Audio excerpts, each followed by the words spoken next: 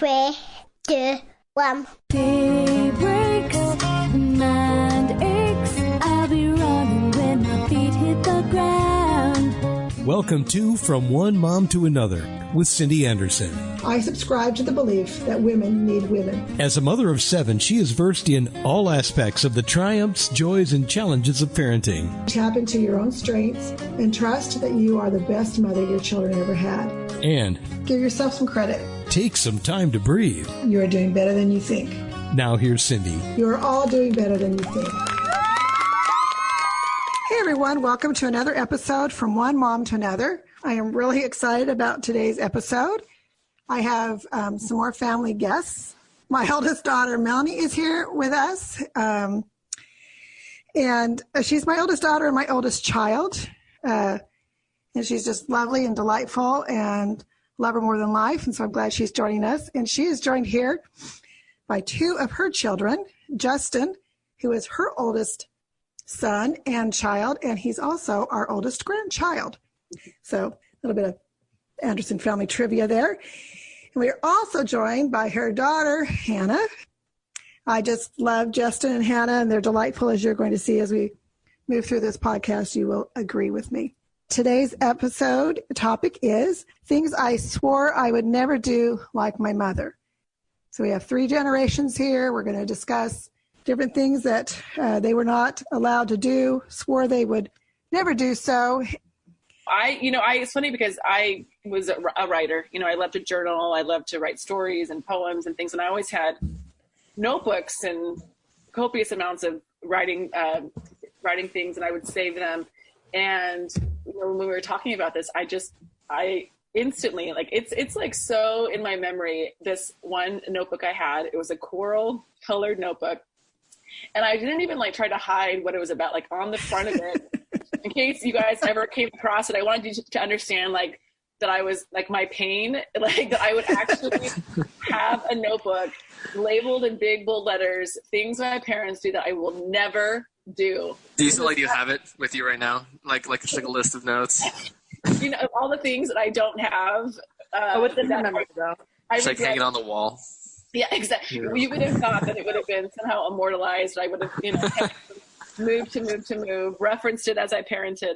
But I do remember keeping it, and I would write, I would get in trouble for something, or I would ask to do something and I couldn't do it. Anyway, so I just, over the years, I just kept this notebook, and whenever I deemed an injustice in my life, I would record it for myself to remember, because I never wanted to forget. I didn't know when I would be becoming a parent, but I wanted to make sure that I should have kept it, because clearly I didn't.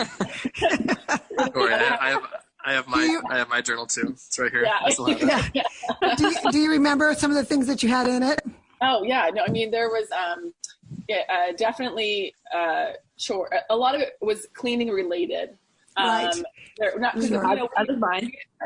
We had spring cleaning, which I know that my kids will have opinions on as well, and be very shocked that I was so opposed to it at one point. I remember I couldn't have a phone in my room, and there was a spare phone in the basement. It was one of those rotary phones. It was a rotary phone, and I had a phone jack, and it was a complete injustice. There was no rhyme or reason as to why I should not have a phone in my own room. So that was never. I was never going to inflict that upon my posterity, that they wouldn't have a phone in their room. You know what? Isn't that amazing now with cell phones? Everybody's got. Well, they have a phone and a TV and a computer all in one. I remember one of the things you would say when I would kind of push back on some of these things, or I wanted a court style type, answering to my demands about why we're doing this. And you would just say, because I'm the mom, that's why. And I remember writing that line down, and I would never say it to my children. Okay, so let's go to the kids. Did she ever say, because I'm the mom, that's why? Every day. At least daily. It was hourly, actually. Multiple different things. It turns out it's a really great line. Yeah. And here's the deal. True. When kids are, they're just never going to give up the argument. That's the conversation stopper, right? It is. And sometimes you just like, you have other things going on and you're not even going to get into that conversation. Right. You don't have the energy to go 5 rounds before you come back. Because we can go all 5. We can certainly go all 5. If it means not Something- doing the baseboards, we can go all day. Exactly. So some days, I feel energized to go, but then other days it's like, come the mom said so. Yeah, that's right. So, okay, so spring cleaning started in my house. Let's give the floor over to Hannah and Justin. So did your mom did you never have to do spring cleaning? What happened there? Wow. If only the What a mom, life to not spring If only clean. the 17-year-old That's what I'm mom had saying. just instantly became a mom right then and there. Yep. I'm interested to see if anyone remembers when, by anyone I mean mom, remember if me and Justin, when we stayed up clear until like 3 or 4 in the morning, cleaning the entire house because we so desperately did not want to wake up at 6 a.m. Yes, to wash our baseboards. spring cleaning coup that we pulled that night. I remember that. And it worked. We weren't woken up or anything. So you didn't say one great. word about it. So I just for all these years been so confused. Like, do you know you did that? Right? Well, 2 things. I didn't know you did that. Number 1. Number 2, I love the idea that you cleaned incessantly so you would not have to clean incessantly. Not only did they clean incessantly so they didn't have to clean incessantly, they counted as a win. Exactly. And Wow. We got played. Here's the thing too. I will tell you this right now. Sometimes you'll be like, we're going to clean and we're going to do this stuff. And then what you don't realize as the kid is that even though the kids feel picked on, it's a lot of work on the mom to have everybody doing that amount of work. Mm-hmm. And there's a good chance that I woke up and I was like, I don't feel like doing this. I don't feel. Well, we didn't either. Hounded by sisters all day long, so I either didn't notice and was too tired to instigate it, or I woke up and I was like, hey, the house looks great. There was like a time, like when we were like 8 or 9, when it would always we'd never see it coming. That was sad. And I literally imagined myself as a prisoner, and I was 8 on the ground, Honestly. just scrubbing the tiles. Right. He just woke up one morning, happy as could be, and then bam, he was handing a bucket and a sponge. I compared it to prison a couple times. Yeah. Here's the big question, though, Hannah and Justin. What do you think about having your kids do chores and spring cleaning? Is that going to be a no-go, or are you going to have them what are you going to do? Oh yeah, they have to put in they have to suffer as well. Yeah, they have to go through that as well. Okay, so that's the spring cleaning. Let's talk sleepovers. So Yes, let's. Hot topic. This is a hot topic, and so Melanie had sleepovers. She's our oldest child, and there are a lot of disadvantages to being the oldest. There are also a few advantages. This being one. By about, I don't know, I was probably down to about Eric and Daniel. I decided that we would not do sleepovers. Now, that was not a popular decision. It was not a popular decision with my children. Imagine. It was not a popular decision with my children's friends nor their parents. But that was what we decided, and that's what we did.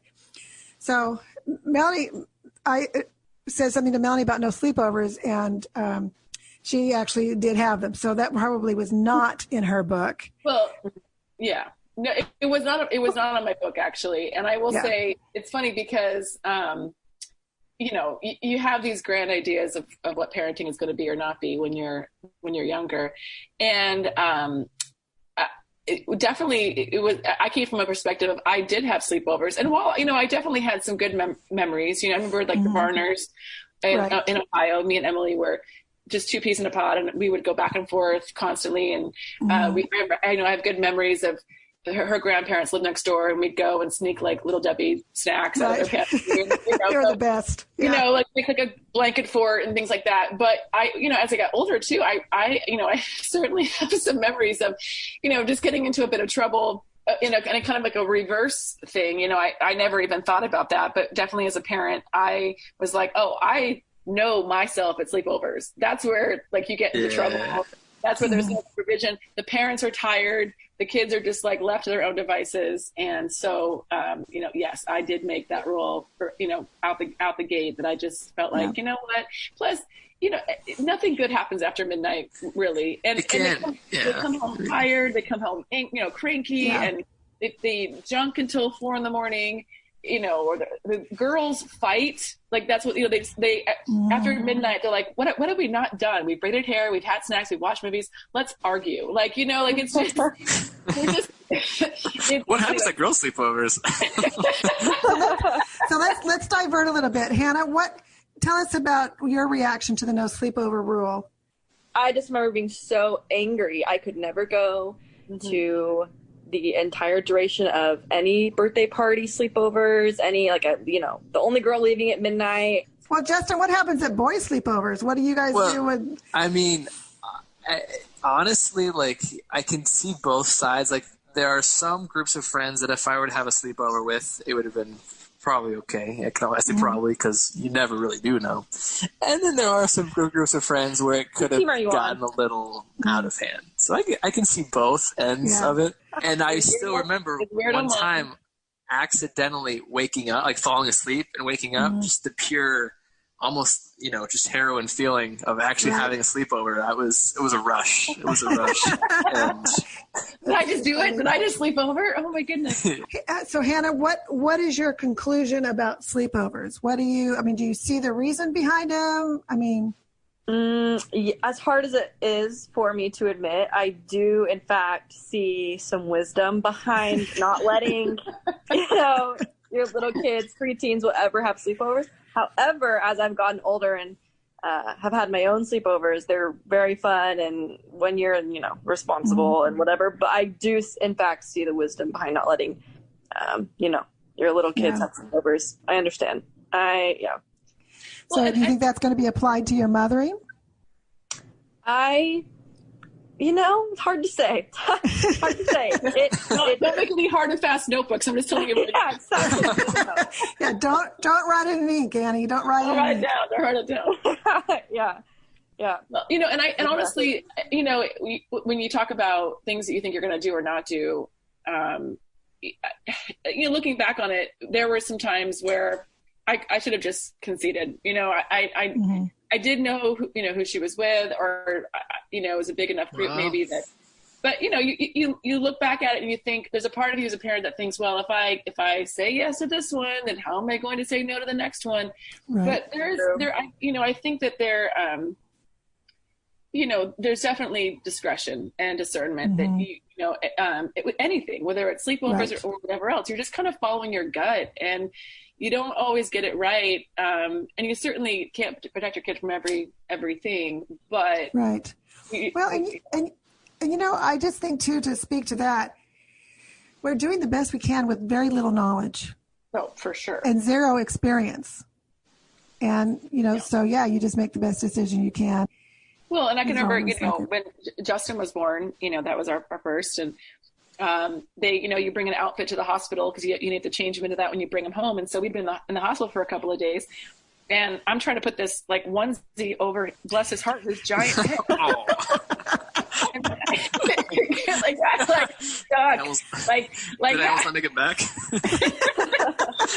I called the nurse because it was like stuck on like your eyebrow, and you were screaming like murder, and I couldn't figure it. And I was like thinking I was going to break my baby. And she comes in, and within 8 seconds has you dressed and swaddled back up again like nothing. And I remember looking at her and saying, sorry, it's the first day. I'm like, and I was kind of joking but not joking. I'm like, I'm supposed to take him home. I can't even get him dressed properly.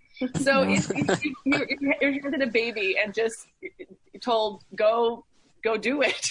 Yeah. No training, no nothing. So we're going to let Hannah lead out on this one. Yeah, for sure. So I remember being like 11 or 12 and having a sudden interest in wanting to do things like blue eyeliner and hot pink blush and, shades of concealer that were, way too dark for me or whatever it was. Mm-hmm. And I remember just being so angry that I couldn't wear all of those things at once to school and church. I was so angry about it.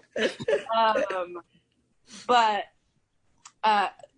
I was only allowed to wear clear mascara, and I just felt like it was a ripoff. Like, what the heck? I was supposed to be wearing makeup. But I have since grown up and seen the wisdom in makeup and subtly wearing things. So what did your mom do when you wanted to wear those heavy colors and stuff like that? What was her approach? Well, here's the thing. She wouldn't let me do it. However, and I don't even know if she knows this, I would sneak it to school to the 6th grade.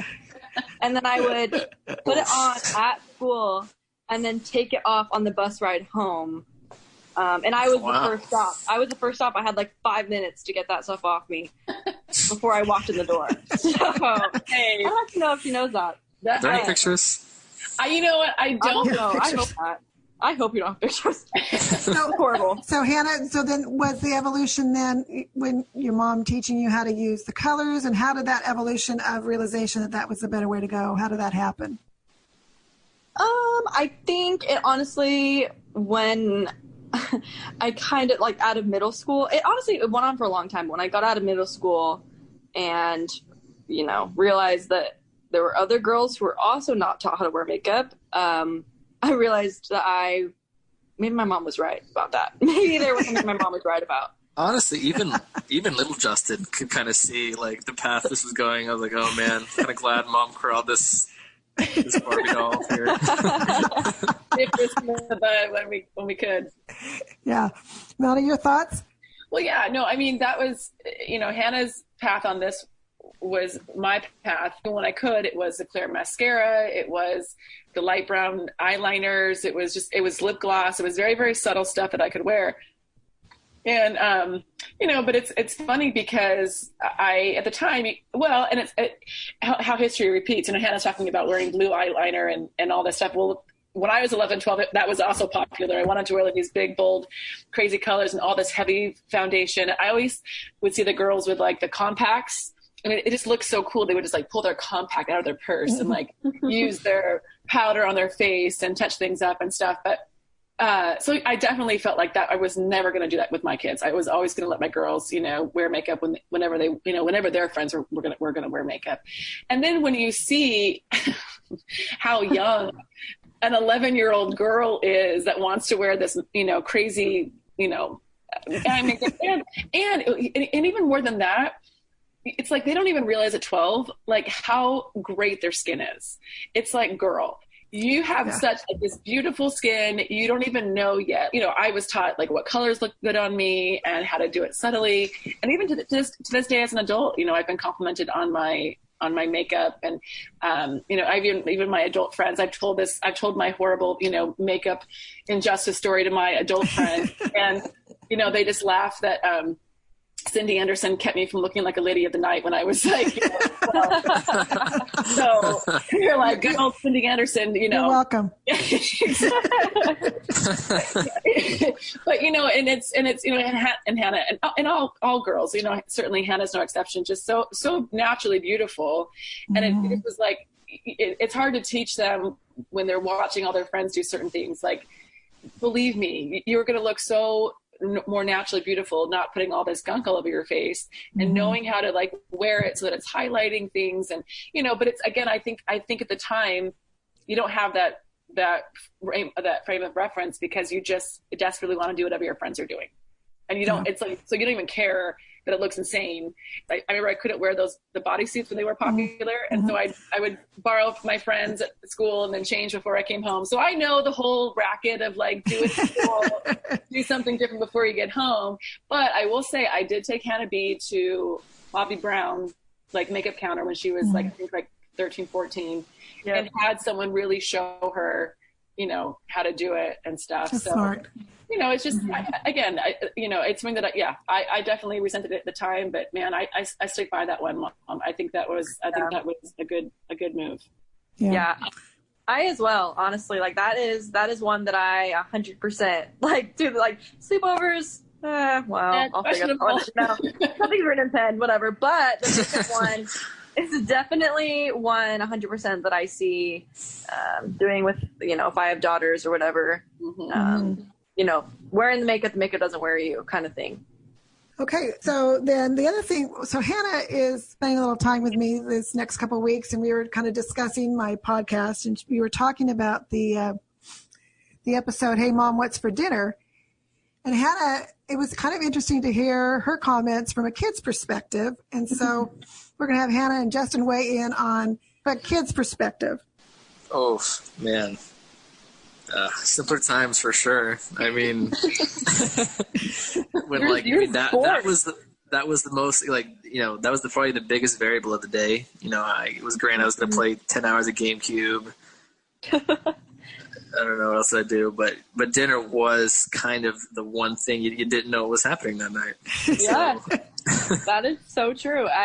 It was mainly the boredom factor that really got me. It was like the action of the day was to ask what was for dinner and then complain about it. No matter what it was, even if it was something that I really wanted to eat. I'll say this too. If you really have to make sure, if this is kind of like what you look forward to at this part of the day, it's obviously got to be good. And so if the more often you ask and the earlier you ask, the more bargaining power you have to what dinner could be. So it's so true. The earlier you never ask at 6. Dinner's already been made. You're done. You're just done. That's true. You have whatever's coming out of that oven by 6. Is that what you're saying?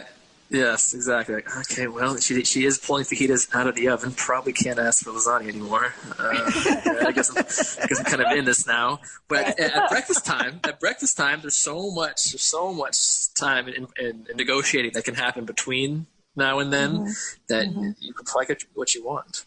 Well, and that's the thing. I learned to, as I got older and lived by myself at college, it was like I came to this sudden realization a week in. I was like, dang, dinner is every single night.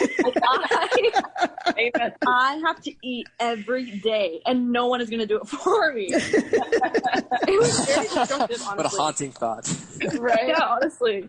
Well, so I'm you have to make the dinner and clean, and the kitchen has to get clean. So it's like, and the kitchen has to clean. That's what gets me. Well, this has been a really fun discussion, and I think it's just universal. I grew up with my own figurative notebook of things that I would not do as my mother, and with as we grow up, we understand some of the motives behind it, and end up usually doing quite a few of those things we swore we'd never do. So I just want to thank Melanie and Hannah and Justin for being here today. And any last thoughts? I think parenting shows you that you are learning as you go. And you certainly take certain things away from your childhood and you apply it to your own family. And, some of the things that seemed like the most, injustice of things became the best family stories. I love sitting around with everybody and talking about things that we just absolutely crack up at. So I think that if you look at everything, like everyone's learning, everyone's figuring it out as they go along, and that, everything is ultimately done in love, then, it's all going to come out in the wash. It's all going to be okay. Yeah, I agree. Hannah, Justin, any final words? No, I just think, especially in this discussion, it just further speaks to growing older and getting more and more into adult life. There maybe are some things that I will do that I swore I would never do. So, yes, the rewards of motherhood are long in coming, but oh, so sweet. Yes. Justin, any last words? I just hope I don't have to force my kid to clean the baseboards every year, but hopefully he'll do it with a smile on his face. And thanks, Dad, for teaching me lessons. Well, if not right then, eventually, right? Well, probably. Yeah. Well, thanks for joining me today, and I just love you all so much, and it's been a really fun discussion, and thank you all for listening to our podcast, and you can listen to this one as well as others on my website, onemomtoanother.com. And for everybody that's listening, remember, and for all moms, you are doing better than you think. I need some home.